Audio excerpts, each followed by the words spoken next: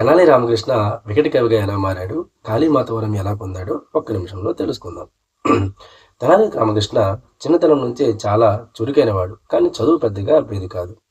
అలాంటి తెనాలి రామకృష్ణను చూసిన ఒక మహర్షి తెనాలి రామకృష్ణకి ఒక మంత్రాన్ని ఉపదేశించి ఆ మంత్రాన్ని కాళీమాత ముందు చెప్పమంటాడు.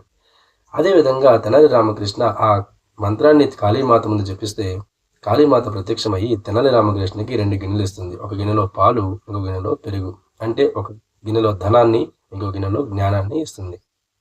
తెనాలి రామకృష్ణని చురుగ్గా ఆ రెండింటినీ తాగిస్తాడు.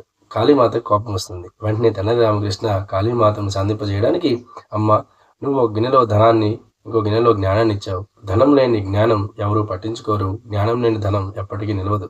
అందువల్ల నేను రెండూ తీసుకున్నాను అని చెప్తాడు. కాళీమాత ఆ సమాధానానికి ఆశ్చర్యపోయి, తెనాలి రామకృష్ణ, నువ్వు ఇకపై వికట కవిగా జీవించు అని వరాన్నిస్తుంది. ఈ విధంగా తెనాలి రామకృష్ణ వికట కవిగా మారతాడు.